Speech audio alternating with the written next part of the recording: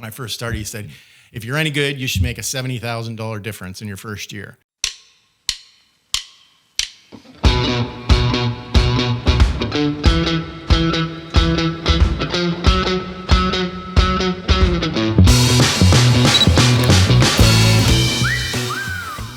James. All right, so this morning on Overexposed, we are with a very close friend and also, I would say, a mentor who's had a massive impact, not just on my life, but also James Media as a whole. It's Jason Taylor from Taylor AutoMall, who actually just won Business Person of the Year. The Business Person of the Year goes to Jason Taylor, Taylor AutoMall. We sell brand new Chevrolet, Buick, GMC, and Cadillacs. And we also have a certified pre-owned building where we sell previously owned vehicles. Well, it's a family business, so my dad and mom over the past couple of days. So thanks so much for coming in. Hey, Lucas, how are you? I'm Pleasure to be here. Doing great. So I'm excited to get into a bunch of stuff with you today. A bit of history of Taylor AutoMall, some operations discussion about how you've run this for the past 60 years, and also maybe a little bit of some personal stuff. Sure.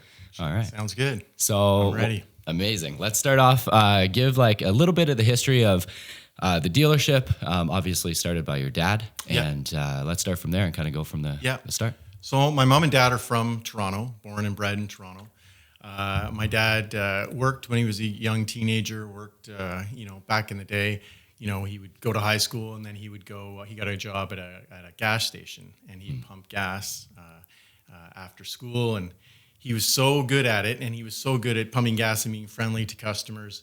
And he actually had an uncle in the car business. And it's called bird dogging. So when he'd pump the gas and he'd start talking to that customer about their car, he'd say, well, you should go down the street there, and talk to my uncle. And he's got a dealership there. And he was so good at it at 13, 14 years old that by the time he was 18, he was working at the dealership. That's cool. Selling cars and getting his feet wet and learning the business. So that's kind of how it started for him in Toronto. And then he kept at it. He eventually became a manager of a dealership in Toronto. But he was an ambitious guy. He really wanted to grow and wanted to own his own dealership. He was definitely the type of gentleman that, although he enjoyed working for dealers and learning and whatnot, he was like, I want to own my own business and I want to be my own guy. That's awesome. Yeah.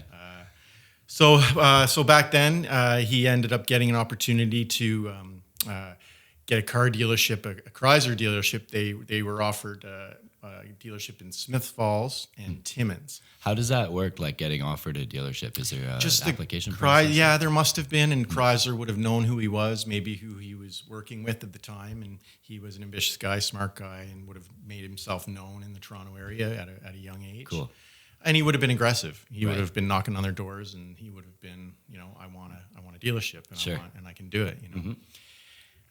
So my mom, they were together, at a young age, and her and my mom, my dad and my mom, they went to Timmins, and my mom was like, no offense to Timmins, but my mom was like, no, we're not not staying here. No, it's a big shift from Toronto. Yeah. And then they went to Smith Falls, and they liked it there, but my mom just didn't have that feeling of where she would want to be. Yeah, which was fine. And then eventually they got offered Kingston, and it was an opportunity where my dad could take over a running dealership, Palmer Motors it was called. It was a Chrysler dealership, and it was just, it's where Elron College is. So basically right next to where Grizzly Grill is, basically right now. Oh, crazy. And it was really nothing more than a building, and like it had gas pumps. It was like a gas station. Okay. They sold cars on the side, basically? Sold cars on the side. So he started in October 1st of 1963. And so for the first year or so, he commuted because my oldest brother, Jerome, was born in 1962. So my mom, they just weren't quite ready yet. So he would commute and go on Monday morning and come back home on Friday night. Okay. And so it was October 1st, 1963, and he worked his ass off. And, there was a lot of pressure on him, certainly, to succeed because the dealership wasn't doing well financially, and he got an opportunity to come in there. And his sort of claim to fame, one of the things he's most proud of is after 3 months, so by the end of the year, Chrysler didn't believe his numbers. They didn't believe the numbers that he was producing, the sales that he was producing, the gross profits, the service, how he had changed it in 3 months. They didn't believe it. That's crazy. So Chrysler actually sent down an audit team, an accounting audit team, within 3 or 4 months of him being there, just to make sure that he wasn't playing any games. And they came down, and everything was tickety boo, and all above board, and they were amazed by him and what he was able to do. Wow. So. He had a major impact right away, and so he continued on working, and then it was in 1967 that it was time to grow. He needed to grow. He needed more space. He wanted more volume. He needed a bigger service department. So in 1967, he built what is now where Kingston Dodge is today, where Mike LaFramboise's store is right now on Princess Street. Yep. Now it looks different than what it was built in 1967, but that's the exact location in the building that my dad built in 1967. That's a big change up then from previous location. Big growth, big growth spurt. Gave him the ability to have more service bays and just start to go after the dreams that he had in terms of becoming a bigger dealer and a better dealer and a well-known dealer in Kingston. It was the funny story. His sort of other claim to fame, and we're all afflicted with it in our family, is he had, everybody who's bald has hair here, but he had hair when he was a young guy around there. But one of the things that he wanted to do to differentiate himself was he just woke up one day and said, "I'm going to shave my head."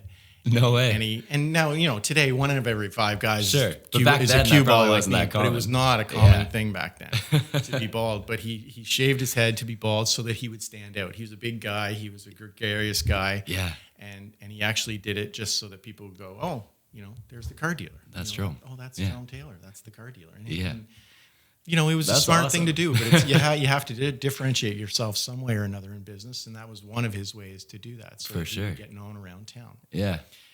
Was he big on the advertising side back then, like utilizing obviously word media? So yeah. I mean, back in the day, the Wig Standard was it. Okay. And so he would very much promote himself, very much promote the dealership. I'm not sure about radio so much, but certainly the Wig Standard was where it was at for so many big hub. years. Yeah.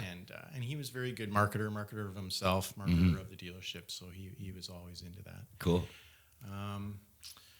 So from 1967 to I think 1979, he ran that dealership and owned that dealership. And then in 1979, the fuel crisis happened, and the shit hit the fan in different ways. And Chrysler was on the precipice of bankruptcy in 1979.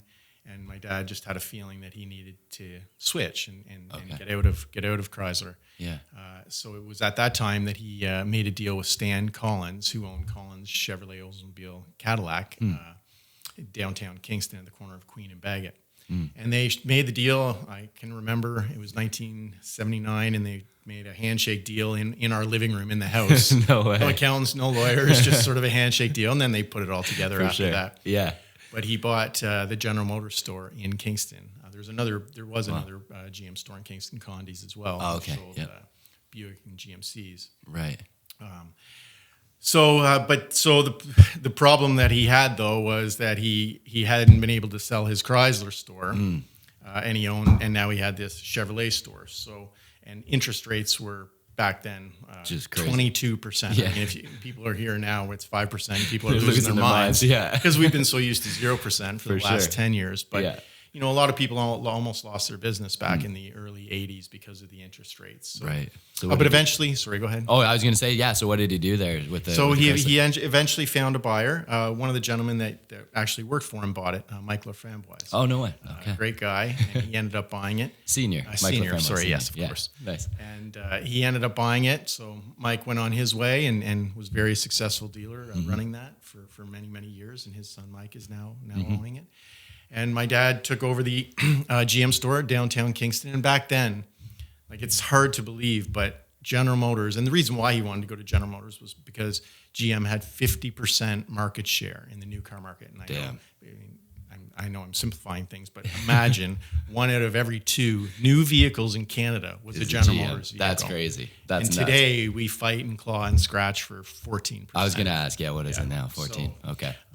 Times have changed. There's lots more options. There's lots more choices for customers, obviously, than there were back then. And GM was just a behemoth, and they were Just dominating. They were in charge. They were the general.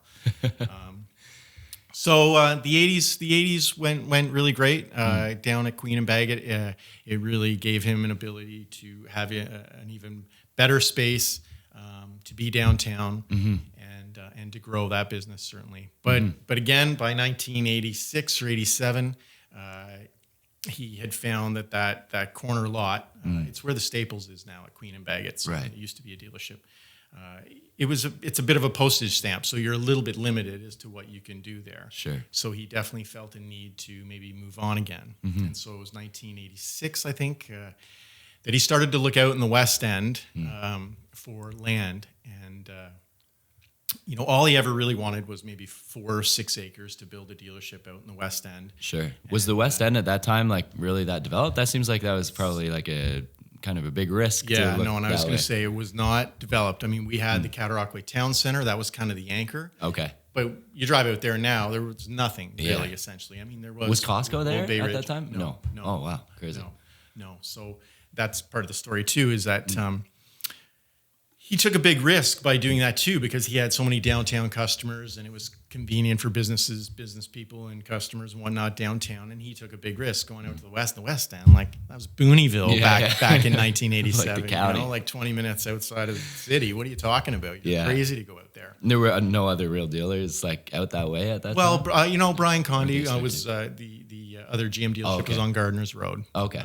But Gardner's Road, again, wasn't anything like it is today. For sure.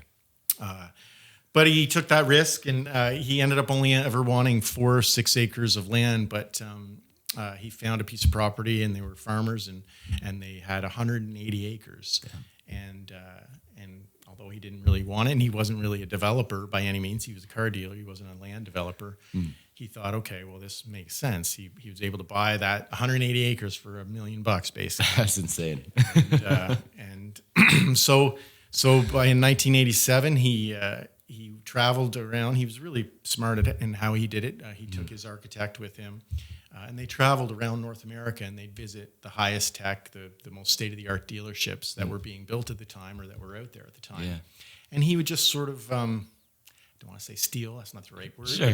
Repurpose. Yeah. Repurpose. He would pluck ideas from all these different dealerships that he loved and sort of mishmashed it into what is there today. That's so cool. And that dealership was built 35 years ago, and it still looks, it looks modern, absolutely. It looks, I mean, we did do some renovations 10 or 12 years ago, but I mean, it was so far ahead of its time in 1988. Yeah. Even the showroom layout with the openness. Walk in and we were the first, I don't want to say the first in Ontario or Canada or anything like that, but in 1988, the idea of having a restaurant in your dealership was like, what are you talking about? Yeah. But it was all in his mind for the customer, because when you're sitting there waiting for your car for an hour and you're just sitting in a waiting area, you're sitting in a chair and you're staring at the ceilings. Yeah. That time ticks by pretty slowly. So, or you can go up, it was full service. You can have some pancakes, some breakfast, some coffee, read the paper, and that hour goes by quicker. And that was all in his thinking, that it's a convenience for the customer. It was also a great thing for our staff, so that they could stay and eat lunch there. Would people come in just that weren't even servicing? Yeah, we did have vehicles? customers that just loved the food, that wanted to come in and eat, that lived nearby, for sure. That's awesome. So we built that in 1988, and we've been there ever since. I did have to do some major renovations in 2011 based on GM's code and their image requirements, just to meet. GM and all manufacturers in the last 20 years have shifted. 20 years ago, a GM dealerships could look totally different from one another. Ford dealerships could look totally different from one another. But I think today, if you look at a Nissan store in Toronto, you look at a Nissan store in Kingston. There's a they have many consistency there. consistencies Yeah. and many characteristics. So we had to make some. Our dealership was very unique, but we had to sort of do a few things that sort of met their regulations, so that Right. it was a common thing. They didn't want us. They don't want GM to be McDonald's, Sure. because that's just too much. But Yep. you want to have character and whatnot. But For sure. there needs to be some similarities between GM dealerships, so there's consistency with the customers. Right. So in that period, where did you start to get involved? So obviously you So popped out at one yeah, point. so throughout the summers and throughout holidays or Christmas holidays or whatever, I would work at the dealership, just to put what was minimum wage back then, $8 an hour, $7 an hour in my pocket. Worked in the parts department, worked in cleanup department, worked in service. And then I went to Dalhousie University from 1990 to 94 and got a Bachelor of Commerce degree. Cool. So, but the thing about it is, all throughout my life, everybody was always like, "So you're going to be in the car business? You're going to be in the car business?" That's what I was going to ask. Was there always a plan for always. you? Like Well, your dad wanting you to kind of take over for yeah, sure? he wanted me in, but I always pushed against it. Oh, really? I was like, "No, I want to do my own thing. I want to do my What own." would have been your other thing if you were to? I have do no something? idea. Okay. I have no idea. I got Nice. a BCom degree, but I didn't know what I was going to do with it. But I kind of pushed against it. But the way it went down was, I graduated in 94. I took a year off and traveled in 1995 because I knew once you start work, you just You're don't into stop. it. Yeah. And you can't take that kind of time off. And so I was young. I was able to take 9 months off. Cool. Where'd you travel? I lived in South Africa for 9 months. Did you really? Yeah. Like Cape Town or?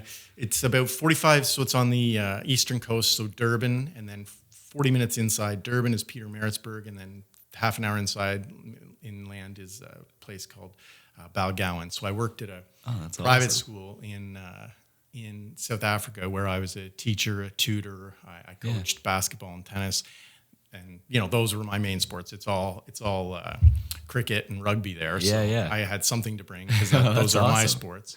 I was supervisor. They treated me so well. I was what they called a junior master. So they put me up. I had my own little apartment. They paid me a little bit. I mean, I wasn't there to make money. I was there for the experience. Yeah. Have you been back there since? I haven't. No? I haven't. You want to? Oh yeah, I'm Yeah, gonna go. it's in probably the a next lot 2 different years. now. My goal is 2025 because it'll be 30 years since I will have that's been cool. there, and there's still some teachers there that I'm close to and communicate with. No way. That stayed? Yeah, that are Okay, still, or there, a that couple were teachers. residents or whatever? Yeah. Nice. Cool. So it was, when I first got off the plane and I got to the school, I got there a few days before the kids got there, and it was like barren, and I was 23, and I actually called home crying. I was like, "Mom and Dad, I don't know what I did. I'm on the other side of the world. I'm by myself. I don't know what I'm doing here." And then the kids arrived, and then I met the teachers and the other masters. And so I was kind of, there's the students and the masters, and I was kind of right in between them. Sure. I was 23. I wasn't a student. I wasn't a full-fledged master. But Yep. the teachers, the other masters treated me so fantastic. The kids were great. And it turned out to be probably the greatest experience of my life because That's awesome. they treated me so well. I got to teach and public speaking and marketing, coach basketball and tennis. And and we had some time off, so I traveled all through South Africa. I got that's to cool. go to the game parks. I went to Cape Town. Yeah. Do you surf at all while you're down there? I did not. No. No, I didn't. There's a lot of sharks down there. Yeah, there is. Yeah. But I think Cape Town's the most beautiful city I've ever been in. It's kind of a fucked up city, but at the same time, Yeah. it's the most beautiful city I've ever been in. for Yeah. sure. Yeah.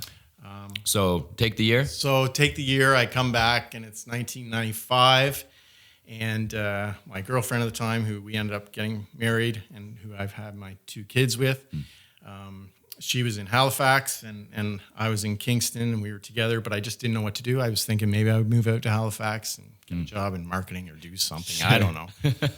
But my dad was pretty adamant. He wanted, his kid to be there and to have your own flesh and blood there and your own eyes there watching things. Yeah.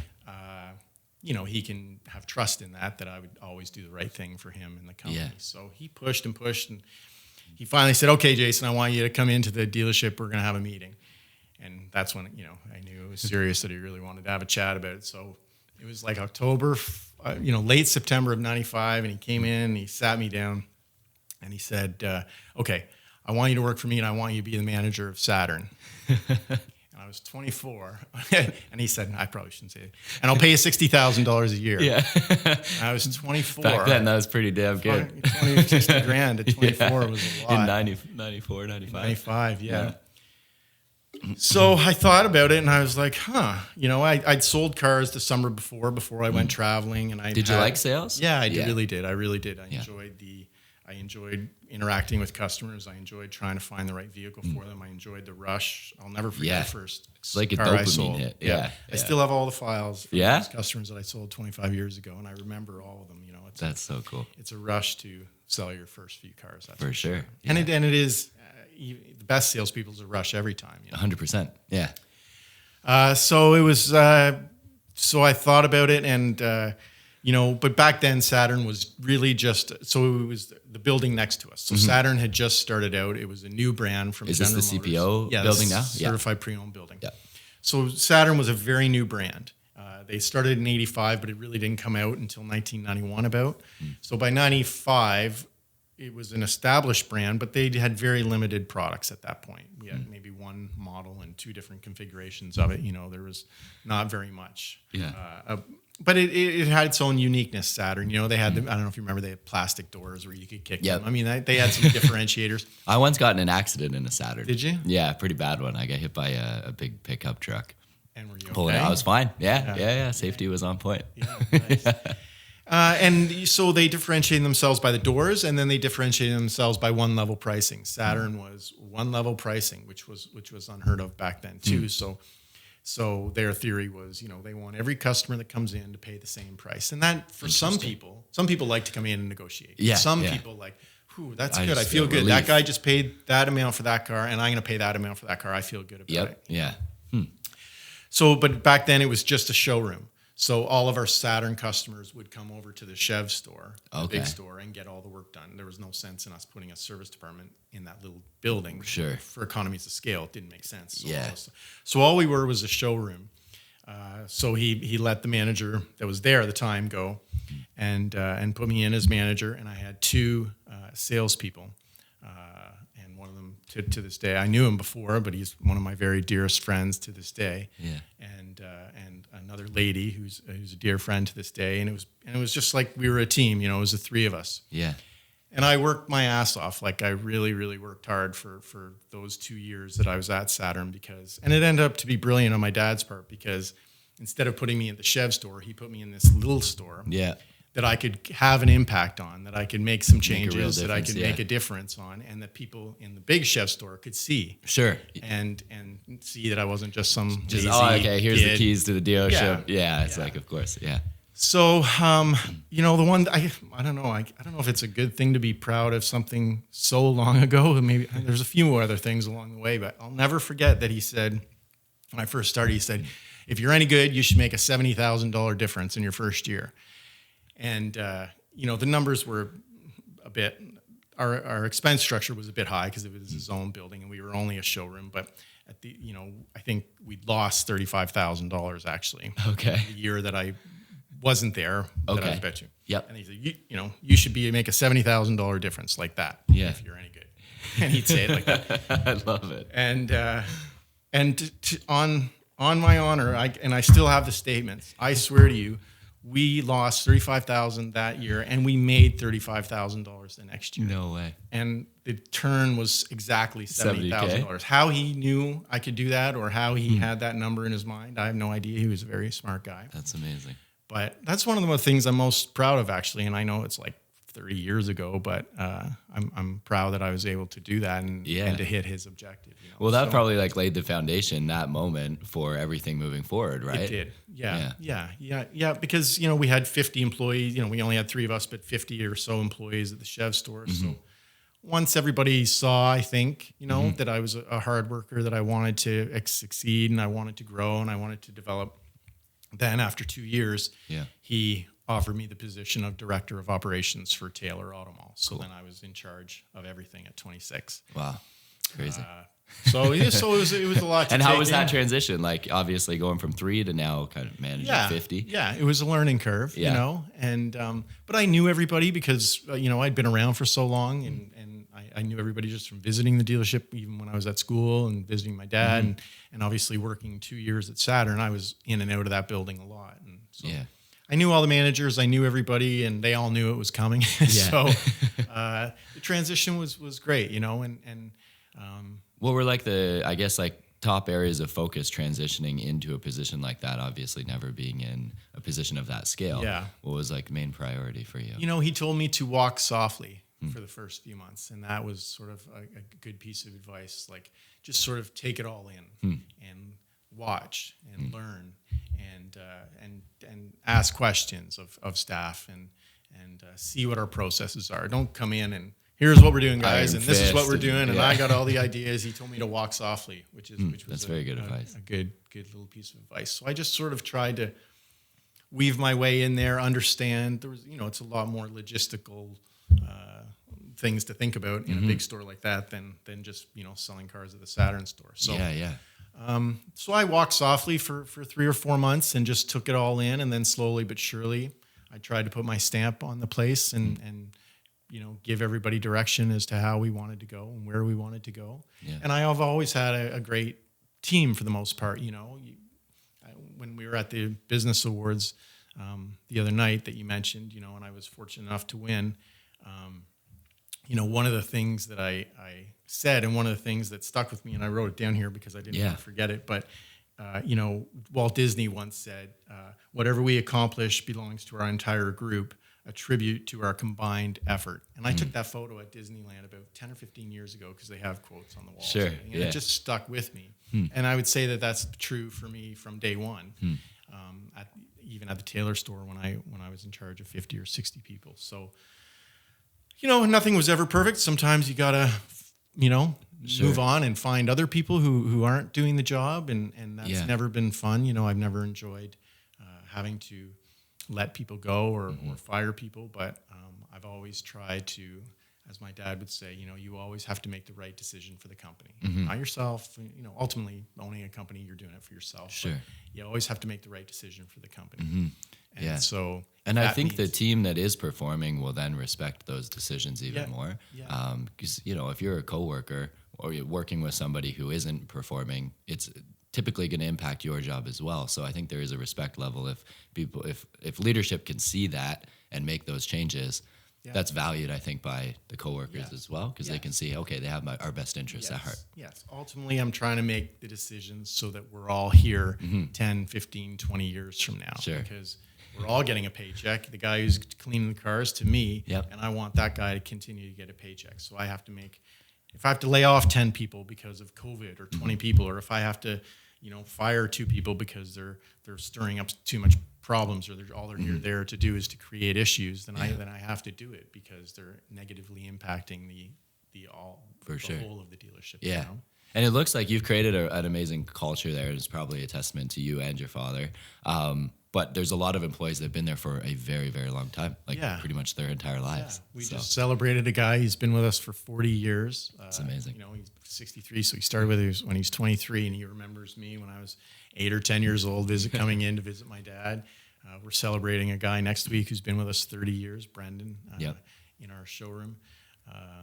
You know, it's a testament to treating people right, paying them fairly, always looking after them. You know, I will always do what's right for an employee if they're sick or their family's sick, or, you know, my dad used to say, family first, dealership second.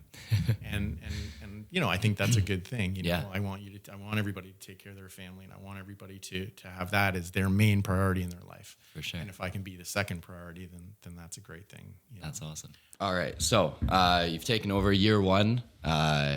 You're treading lightly, tread softly. Walking softly. Walk softly. Yeah. What does that look like moving forward from there? What does that whole transition look like over the next couple of years? Yeah, I mean, I worked very hard. I put in a lot of hours. You know, the car business is a very competitive industry, and it's our hours have changed now, and a lot of dealers' hours have changed. But we used to be open like 7 a.m. for service, and our sales department was open until 9 at night. So, you know, as a sales manager, you know, we'd be coming in at 9 and staying until 9. Slowly, that's changed over time, and now we close at like 6 or 7 o'clock. But that's okay. There's not much going on these days between 7 and 9 anymore. Yeah. But the transition was good. You know, it was a lot of pressure and a lot of. It's not always easy to work for your dad. You know, he was a hard driver. He was expected a lot, and that's okay, and he should. But it wasn't always easy to work for him. So I kind of had to weave my way around sometimes a little bit. And you know, as a kid, you always think, we should be doing it this way, and he's like, no, we've been doing it this way for this long. So now he was always open to ideas, but you know, sometimes you are, and he was right probably half the time. You know that his way was the better way. Yeah. And he stayed involved. Obviously, he was dealer principal. He stayed involved. He was a dealer principal. He was the owner. I mean, he was the kind of guy that called every single night at 5 to 9, saying how many deals we get today. No way. That's night. Awesome. Oh yeah, every night. He just loved it. Eh? Oh yeah. The whole way through. When he's away. Oh yeah, he'd call 3 times a day. How many cars we got? How many deals we got today? You know, it was just sort of. But it kept him busy. It kept him active. Sure. You know? Yeah. So everything was great. You know.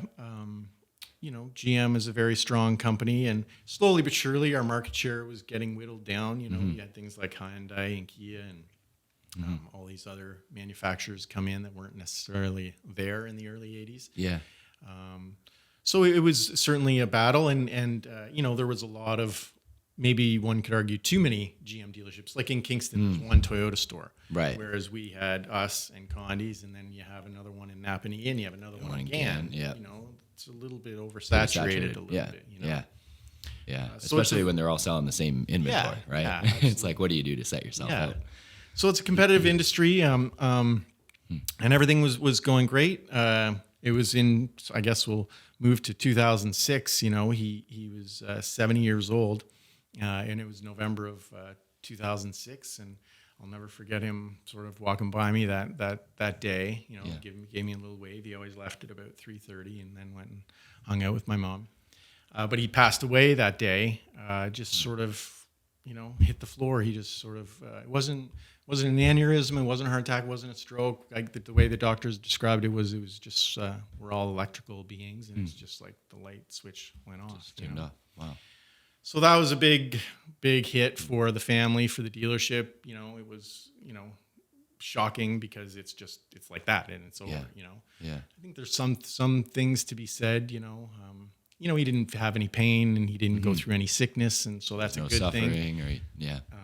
On the flip side of that is, you don't get to say your goodbyes. And so there's two sides to it as to pros and cons of how you're going to go one day. But, So then that put us in a position where, I was running everything. But then 2000, so the process was that, that I would try to purchase the dealership from my mom, from the estate. Now I didn't have any money. Like, sure.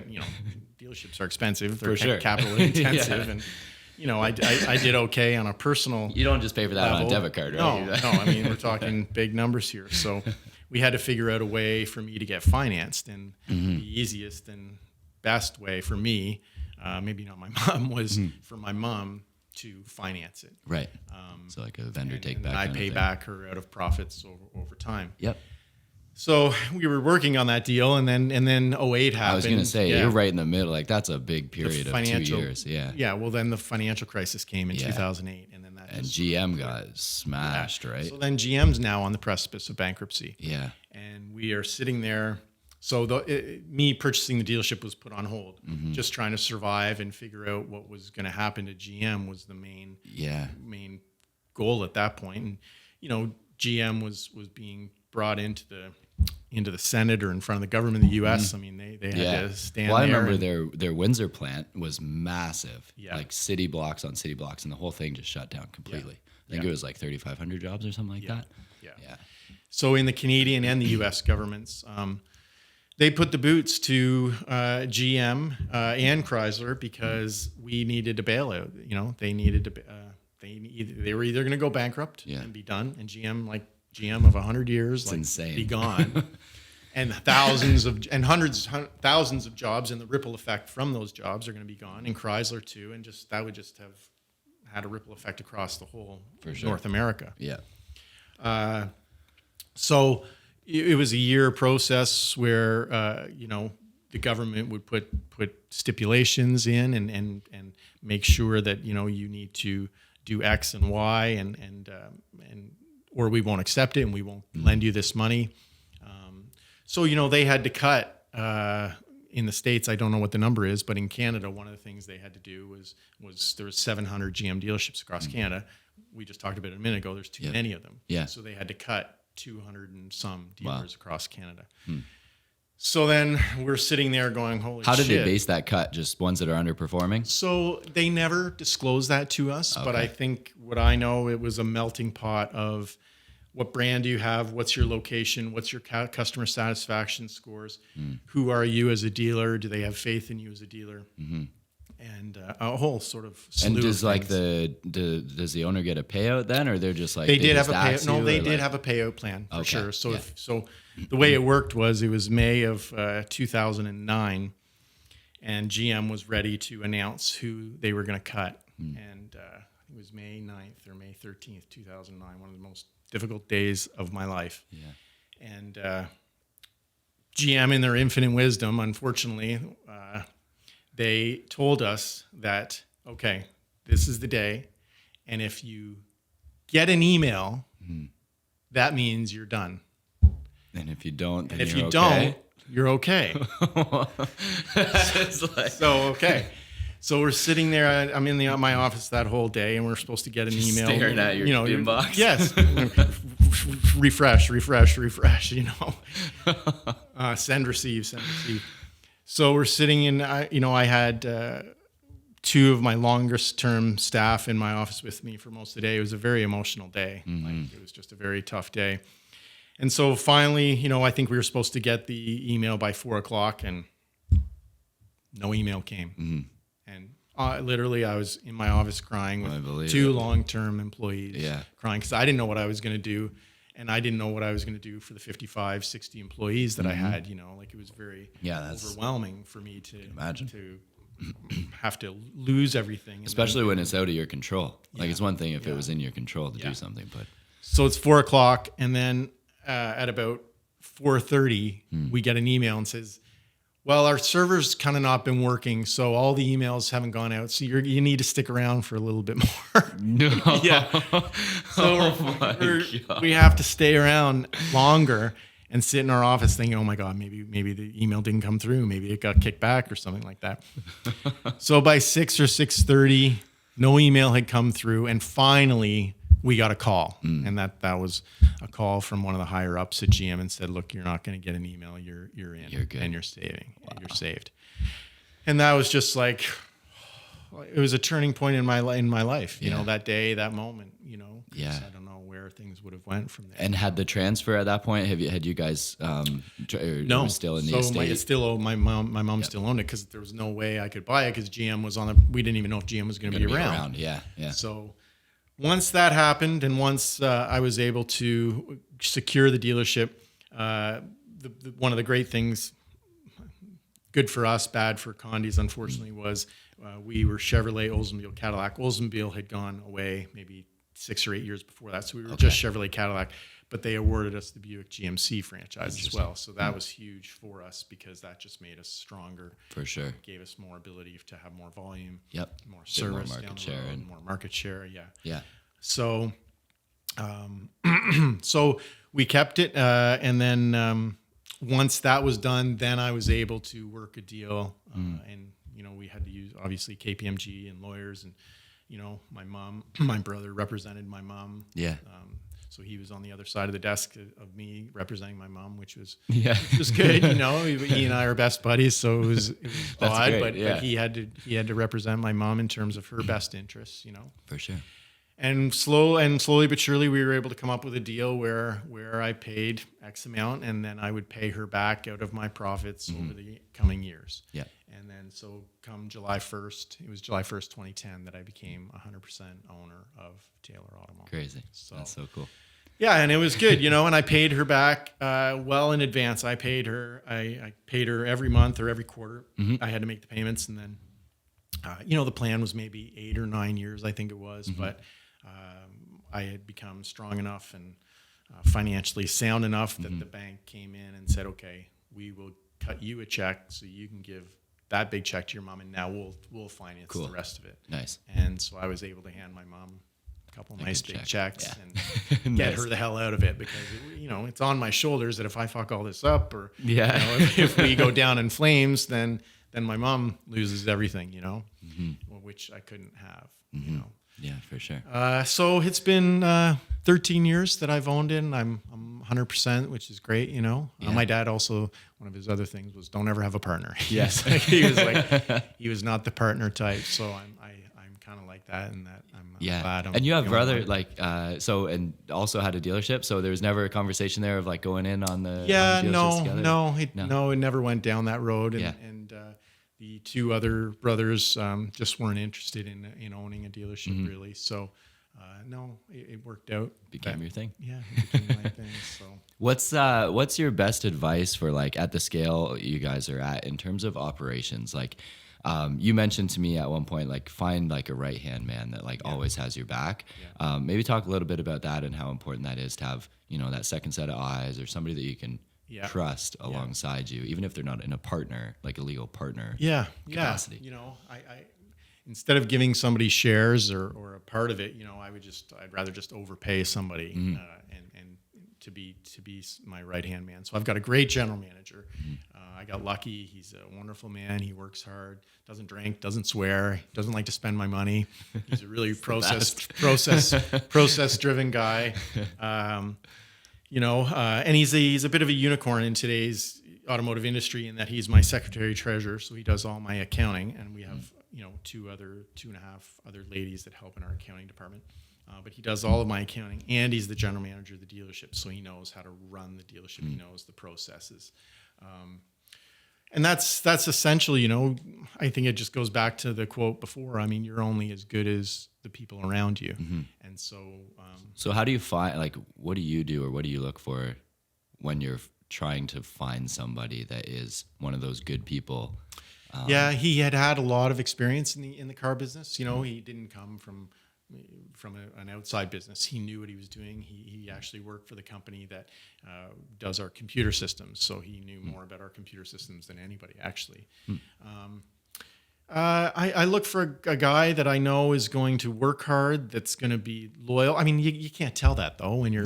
I mean, nobody can tell anybody anything really when you're doing the interviews. I mean, a lot of it's a crapshoot, right? But I'm looking for a guy that wants to do what's always right for the company. Will always have my back, and will be. He's kind of the heavy hand, I guess, at the dealership now, in terms of like he has to say no, or he has to be the one. He's the enforcer. I don't enforce as much anymore, right? Which is good. Which I did, nice. Yeah. But we have like a great Travis, my general sales manager. He's been with me for 20 years, basically. My new car manager, Brendan, he's been with us almost 30 years. I was on the sales floor with him in 1994. Believe it or not, we were selling cars together. Just try to find people that are loyal to you, that have the same goals and have the same expectations that you do. And if you're lucky enough to find them, you keep Hold them. on to them. And if it means overpaying them a bit to keep them, then that's what you have to do if you want to succeed, and if you want to have your own time and not have to be in the weeds every day and get your fingers dirty every single day. You want to have those people there that will do that for you. Right. That being said, what are some of those things that you do to balance out life? Obviously, running a dealership is, especially in those early years as you're going through transitioning, things like that, you're there all the time. Yeah. What do you do on the balance side of things? Well, my kids are the most important thing in my life, and they always have been. So, in 2000, I got a divorce in, I think it was 2008 or 9. In that whole period too? Yeah. That was mid 2000s weren't the best time.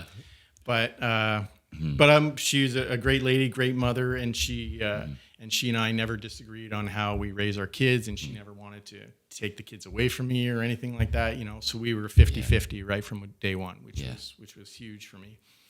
So I had my hands full with kids because my kids were 7 and 5 when I became a single parent, and my whole dedication in life was to them first, and the dealership. And you can see that, like, just the way that you talk about your kids, or like, no, they're really you've done great. well. They're well adjusted. You know, they're adults now. My daughter's almost 25. My son Clay is 23. Do they want any part of the business Nothing. at any point? So Nothing? funny enough, my kids, I mean, now they've worked at the dealership in the summers like I used to, and they've worked over holidays, and that's just so they can put 15 or 20 bucks in their pocket for an hour or two of work. But it's not of any interest to either of them. My daughter's found her passion. She's going to be a yoga instructor and maybe own her own yoga studio one day. Would be the dream. Yeah.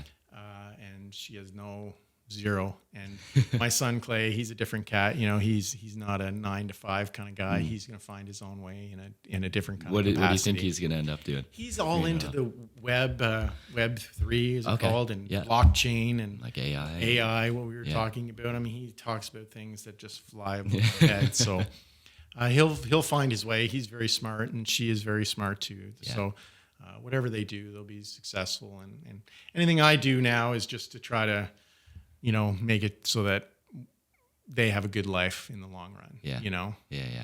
That's awesome. Very proud of them. They're really great kids. And they actually live with me now, which is great. You know, my daughter and her boyfriend have lived with me for the last year. Yeah. Just for a reason of her boyfriend goes to Queens still, and they'd done the ghetto life. So I said, hey, I got divorced a couple years ago. So I said, why don't you guys move in with me for a year? And they were like, okay, we'll come and live on the water with you. And my son just got home from school from Michigan for the summer, so he'll be here. So I got a full house, and I love it. It's not going to last forever, you know. Like, I know once they're gone, they're gone. So to me, it's Enjoy those a moments. treat to have my adult kids with me again, you know. Yeah. Speaking of divorce, we both been through divorce. Talk a little bit about that, like, management of relationships versus the company. Like, I think it's a very hard thing, and a lot of people go through it. I think anybody that I don't know a single business owner that is either not currently going through it, or if they haven't gone through a divorce, they've sacrificed a lot of their company or potential to maintain or salvage the relationship. Maybe talk a little bit about that, and like how, maybe looking back, how you could have like better navigated relationships, or if that's something that is just kind of inevitable when you're at that level of, you know, being responsible for, in your case, 50 other people. How do you find that balance between relationship and business? It's tough, especially as a business owner. You know, in my first marriage, you know, we had young kids, and so I had the responsibility of having to be at the dealership a lot. My dad expected me to be there a lot, you know, like he's calling it 5 to 9, so I better be there. So it was tough because I worked a lot, and she stayed at home and looked after the kids and was a great mom. But I can, you know, there were times, and she would laugh that she'd be calling me at 8:30, Jay, you got to get home now. You got to walk Sydney up and down the halls, because when I got home, I'd walk her up and down the halls, and then she'd calm down. But you know, she was always very supportive of my career and understood that I had to work. And I think you need that kind of partner if they see what you're trying to do and that you're trying to do it for the family in the long run. You know, I never sacrificed so much that I would never see my kids or anything like that. I've never been that kind of person. Yep. And then in the second one, you know, by then I was sort of a bit older, and I wasn't there bell to bell anymore. So I wouldn't say that my work ethic impacted that relationship at all. I was able to I have the team in place that I have now. So I've had it okay for the last 10 or 12 years, where I don't have to be there bell to bell, you know. For sure. Yeah. So then the balance part of just life in general, what do you do for fun? I've been pretty lucky lately. You know, I love sports. I love to play golf. You know, I love to play tennis. I'm trying to work out as much as I can. I love to be with my kids, go out to dinner with my kids.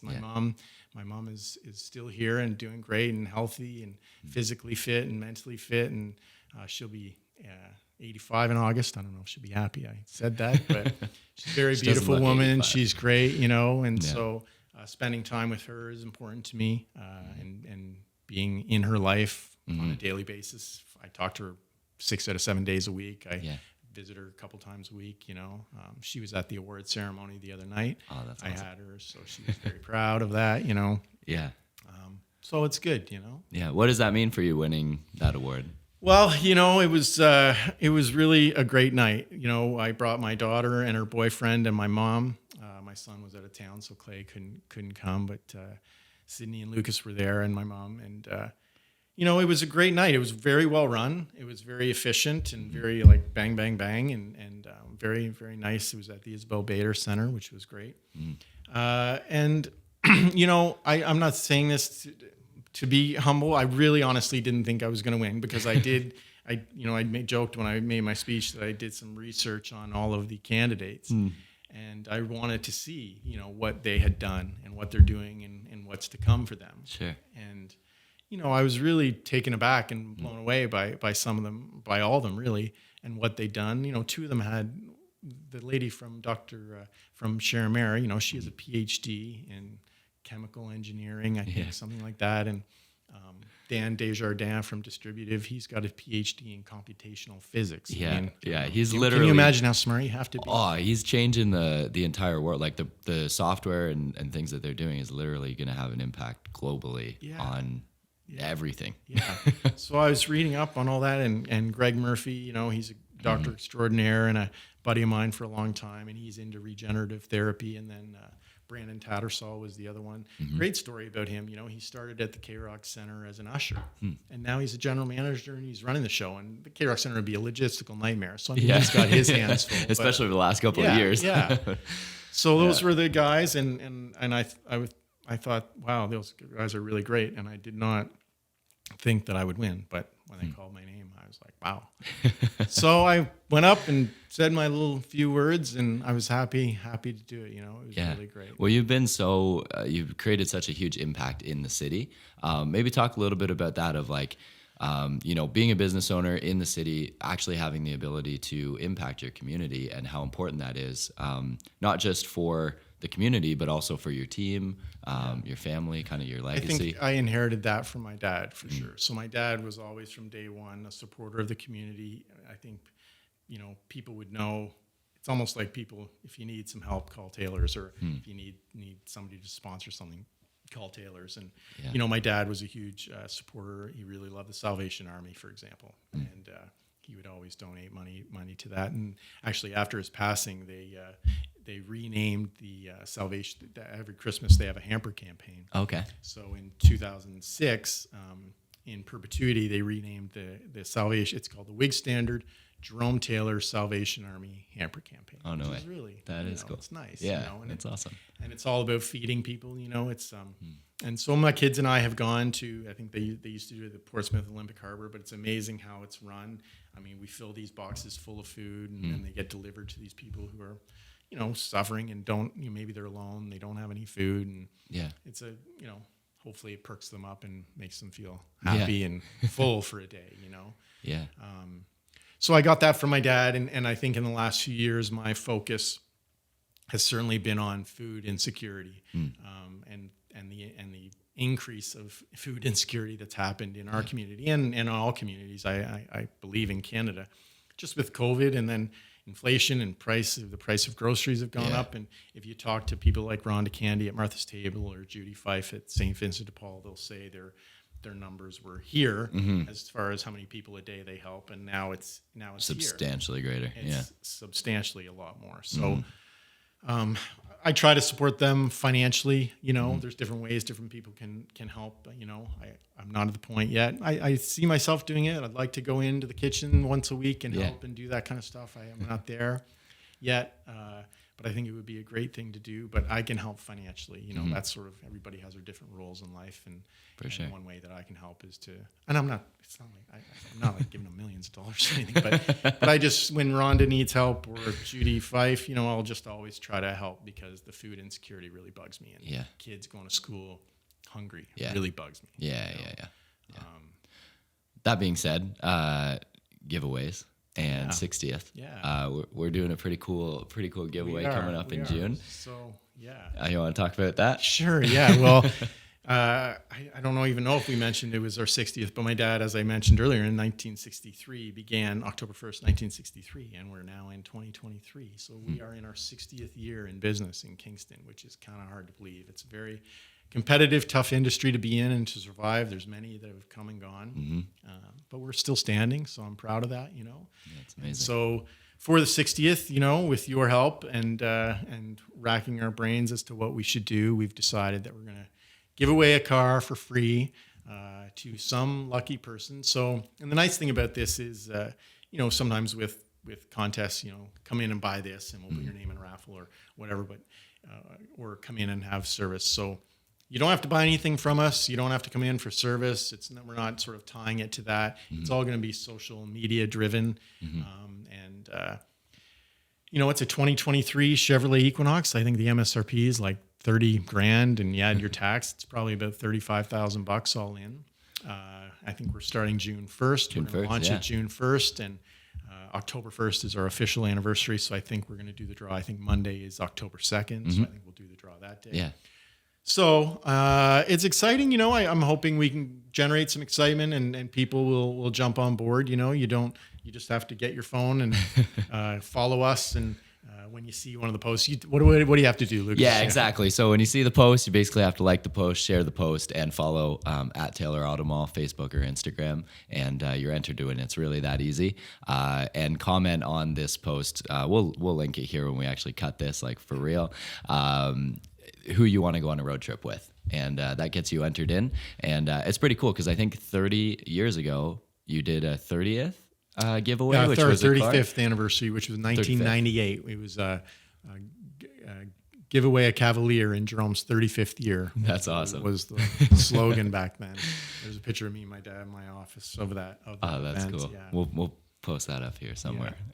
Yeah. So it's going to be good. You know, anybody can enter. You can enter as many times as you want, and then somebody's going to get a free vehicle. You know, it's the best giveaway of the year, guys. Yeah. I don't think I've never seen so we were trying to do some research beforehand to show you a case study of results. Yeah. There's no dealership in Ontario, at least, that we could find that's giving away a car. Yeah. Especially a new car. Yeah. There's been a couple like, you know, get this scrap thing. And we're going to have it. I mean, this isn't a car that's hasn't arrived or it's being built. We have the car. It's in I don't know if it's in the showroom now, but we're getting it all lettered up. So you're going to help us. We're going to drive it around town. We're going to have it maybe at different events over the summer. Exactly. Yep. People can have their photos with it or post and do whatever they need to do to get entered into the draw. And so follow at Taylor AutoMall to stay updated on the giveaway campaign.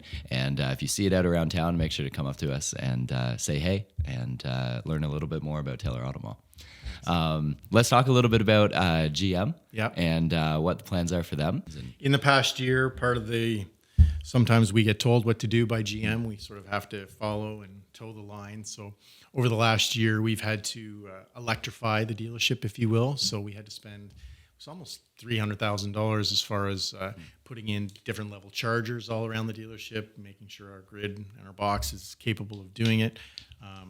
We had to buy tools. We had to buy equipment. We had to buy a special hoist. It all adds up. So we're ready to go though, and we've dotted all the I's, crossed all the T's, so that we're ready. And the onslaught of EV vehicles are slowly but surely coming. We have the Cadillac Lyriq, which we've now received a few of. Yep.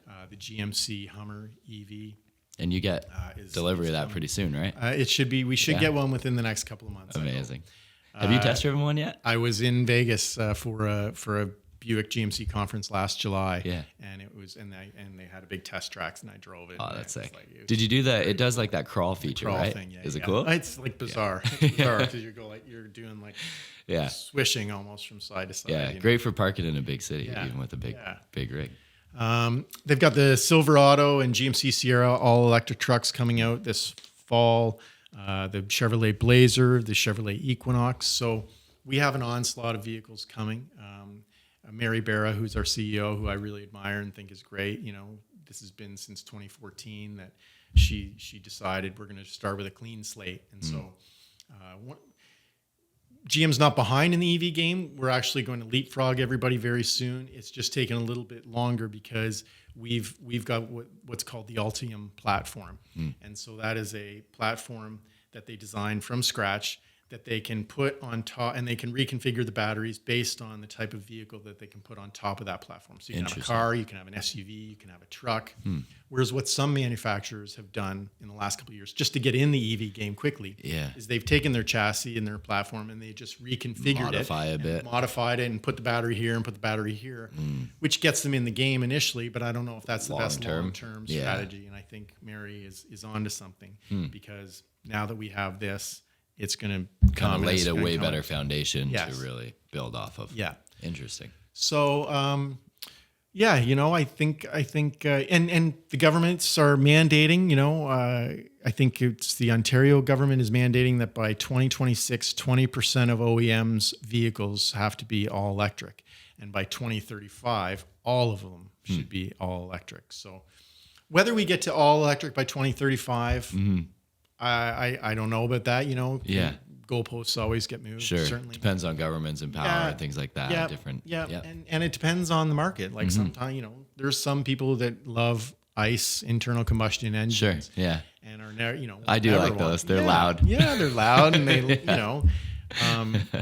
But the EVs are amazing. That lyric that we had in here, that thing was cool as shit. Yeah. And like just the build quality and everything about it. It's a very interesting vehicle. Yeah. That was the first EV that other than like a Tesla that I'd been in. Yeah. And Cadillac did an amazing job on it. Yeah. That's our halo car for Cadillac for sure. And I think everybody's going to be impressed as you see these vehicles coming out. And what we have to overcome, there's really three main things that to go from 0% to 5% of the market in electric vehicles can take years, and it has taken years. Sure. But once we get to 5%, and we're at 5% now, if not more, yep. To get to 5% of the market to 20% is like that. Yeah. So it's really going to start to happen. And the more you see, the first time you see your neighbor with an EV, and then another neighbor's got one, even if you're against it, and then another neighbor's got one, then it starts to go in your head like, this is really happening. Yeah. Maybe I'll start to look into it too. Yeah. And I think people are just skeptical of it as well. Yeah. Because if you're towing your boat, it's like, I don't know if that Silverado could tow my boat. Yeah. It was like when everyone went to like the eco diesels and stuff like that. And there's three main obstacles to overcome in the electric industry. And that's for all manufacturers to overcome with customers. That's affordability, because generally they've been more expensive, and it started with Tesla, and those are high-end Teslas, so not everybody has 80 grand, 90 grand to buy an electric vehicle. Sure. Right? So affordability, but I think government credits will help offset that, because the government needs to be, if they want us to hit their numbers, they need to be in the game, and they need to have some credits for customers to be able to buy them to make them more affordable. And as time goes on, and as the manufacturing gets more efficient, and as batteries get less expensive and more range to build things, the pricing will come down over time. Sure. Just with economies of scale. Yep.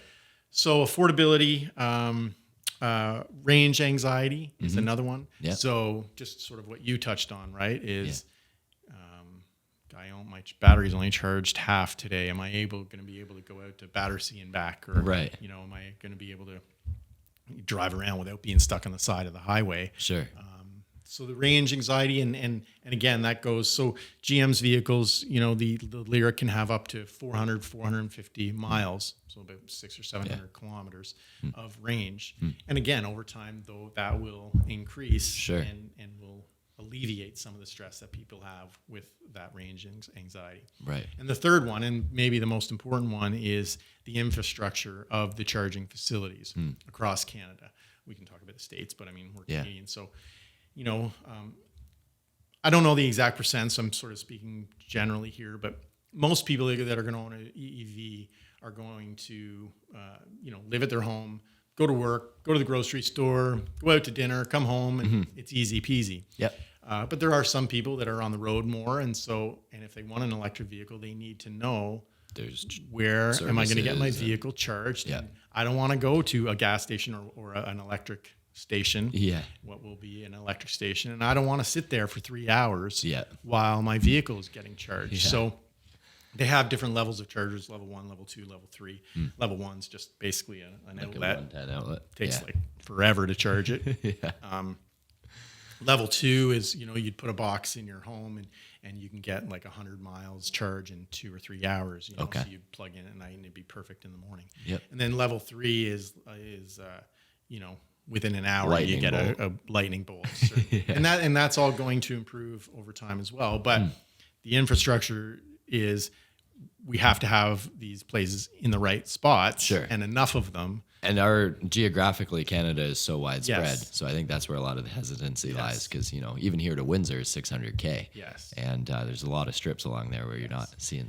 And Tesla, an interesting thing I just read about Tesla is they're kind of like the Apple of the car industry. They can be selfish, and I don't mean that in a bad way. I think he's a brilliant guy. Yeah. But I think they just changed it so that their charging cord or their whatever you call it is specifically to them.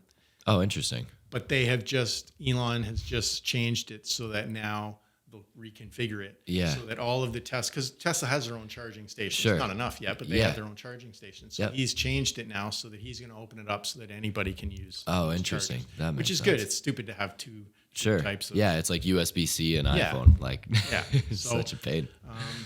Yeah, that's really good that he's doing that, and that's going to make it easier for everyone, whether you own a Tesla or not. Yeah, for sure.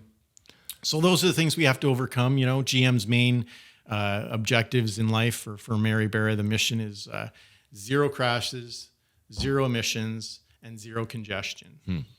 That's kind of their mantra that they're going by. And so how do you get 0 emissions? Well, you have an all-electric fleet. Yep. How do you get 0 crashes?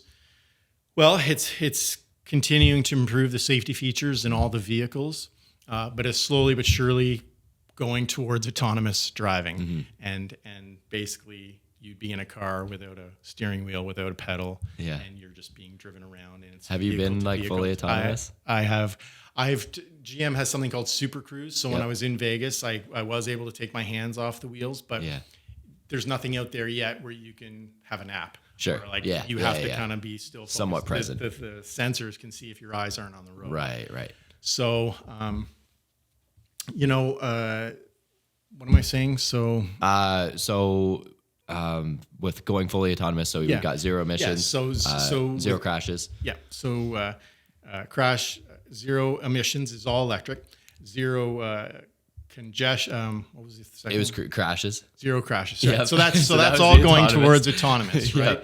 Yep. And it's going to be a funny thing. I don't know if have you seen one yet? I mean, they're doing it in San Francisco and Arizona the fully and autonomous California. ones. Yeah, I've seen like some videos on them. yeah. but Imagine that first day, that first time you see a car and there's nobody in the driver's seat. Yeah, you know, it's it's going very to be a something you'll always remember. I think for people sure. when you see that for the first time. Yeah. So that's where autonomous is going. Certainly, we're not there yet. There's still lots of legal regulations and ramifications that need to be overcome. For sure. You know, I'm generalizing, but there's hundreds and hundreds of car crashes every day in North America, right? And more often than not, they're human fault. And one of the problems with autonomous is if there's a car crash and it's autonomous, you're going to hear about it because it's just the biggest news there is. I mean, if you follow it. Yeah. But over time, people will get used to it, and it's going to be safer. It's going to be smarter. It's going to be, the vehicles have vehicle-to-vehicle technology, so they're going to see things that we just can't see. Yep. And I think over time that will happen. But there's people, you know, there's going to be pushback because you love to drive cars. I love to drive cars. You know, there's something to be said for getting behind the wheel and having 100%, a some road people love trip, to drive. it's Whereas some amazing, people love it. Hey, I'd rather just sit there and sit in my back. Sure. And read. And there's days a where book. that would be great too. If you're going, you know, city to city or Working and something. stuff. And Yeah. exactly. The lost cost of like 4-hour drive on the way to a meeting. And then the third one is 0 congestion, which is, you know, using ride sharing, car sharing, and it's sort of a mishmash of the autonomous. So instead of taking your car, a car without anybody in it will pick you up and pick somebody else up and pick somebody else up and drop you off where you need to go, so that there's less congestion. And if there's more autonomous too, there's probably going to be running it over like a grid system. So if you're in a downtown core, it's probably going to relay of some kind of knowing what is better routes, taking like, you know, diverting traffic so that it's not as congested. For the last 5-6 years, San Francisco has been the template, and it's been geofenced. So they can only, you know, do these driverless vehicles in this area, but they've done millions and millions and millions of miles. Yep. So they have data, and each and every day they're improving on how those cars are performing. Right. And there's other manufacturers that are doing it as well. But, Mm-hmm. It's happening in Arizona now too. The nice weather states is where you want to start that stuff. Maybe not when it's ice on the road. And Yeah, Georgian Bay or something. autonomous Yeah, cars right Toronto. now, but, Yeah. so Nice. it's all good.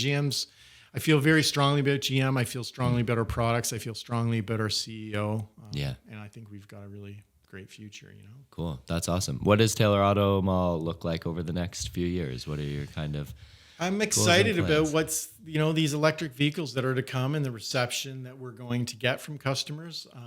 It's going to impact our service departments, I think, and not just ours, but everybody's, because I think electric vehicles will require less maintenance. So I'm not sure what that means as far as... Is there more specialist maintenance as well? You Like more will, specialized? yeah. Like, it's almost or like getting you got to be to- a computer guy, a technician and You're understand hiring programmers computers. for the service department now? For sure. Yeah. There's special training we have to go through. There's special tools for our technicians. But changing the oil every For 4, sure. 5, 6 months.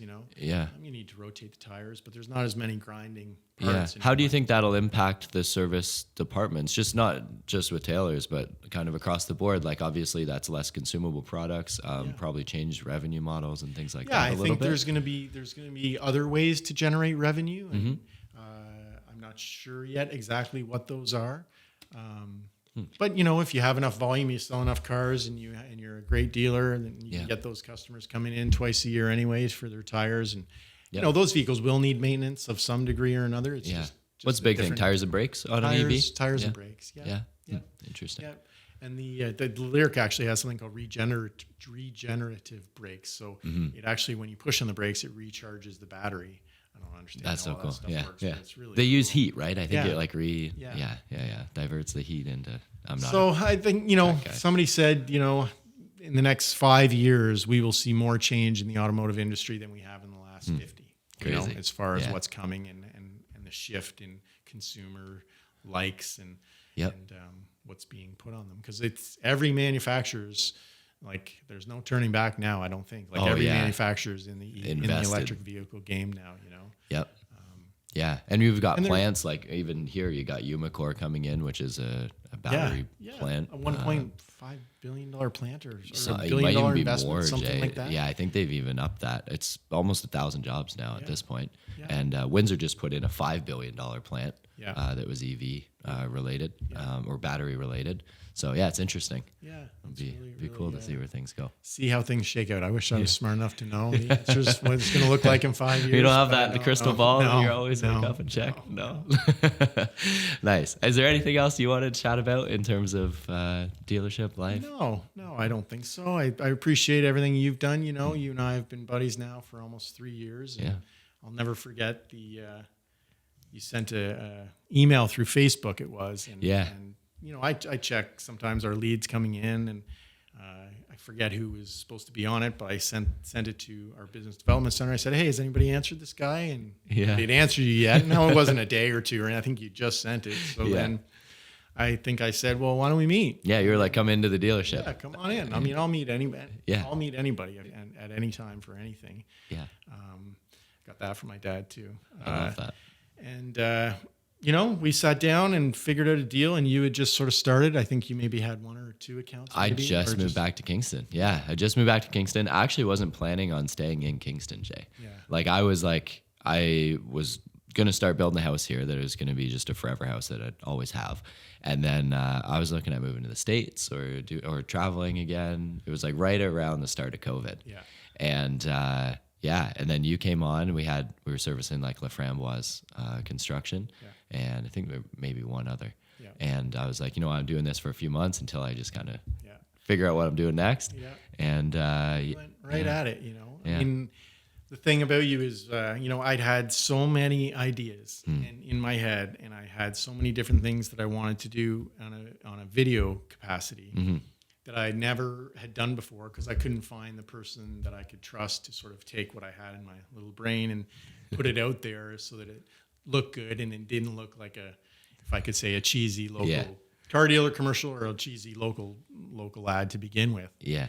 and you and I worked together, and we're a great team. And you were able to take my ideas and my scripts and put your spin on it as far as how you do it, because the way you videotape and the way you shift and edit is awesome. So Thanks. we were able to. I think we elevated the We totally the quality changed. of Yeah. the ads. You know, I'd like to think we 100%. did some way or another. You know, Yeah. stepped up the game a little bit. Well, even for the region, like for broadcast specifically, your ads, the ones that we started shooting with you, were a game changer for the station. Yeah. And the station saw a massive increase. You should send them an invoice. Yeah. I don't They get saw any. a massive increase in state, like not just new people wanting to actually broadcast their commercials on television, but also wanting to stay on for longer terms And wanting you to do it. and wanting us to do it. Yeah. I never got a cut of anything from CKWS. I don't know. That's okay. That's Yeah. okay. But I'm proud of what we've done. You know, we've done a lot of great ideas, and we've done some good stuff. And you know, I always try to want to be unique and different and original. You know, I just don't want to be on the other end of the camera yelling through the TV. Come on in, I got 2% financing or whatever.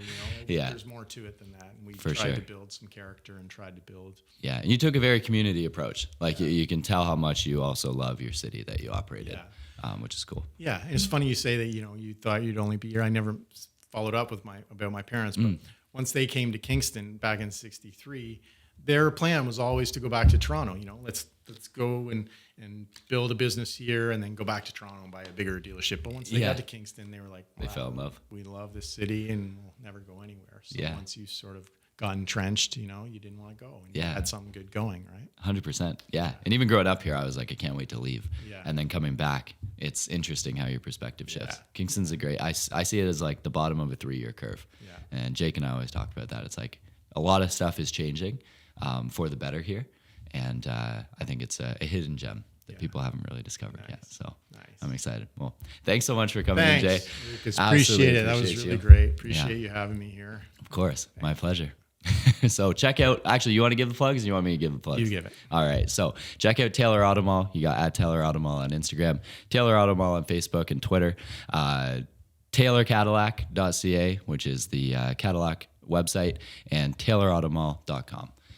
Did I miss any of them? You did not. All right. We crushed it. So thanks again. Thanks, Appreciate you, Lucas. Jay. That was great. Thank you for having me. Cool. That's it, Jay. All right.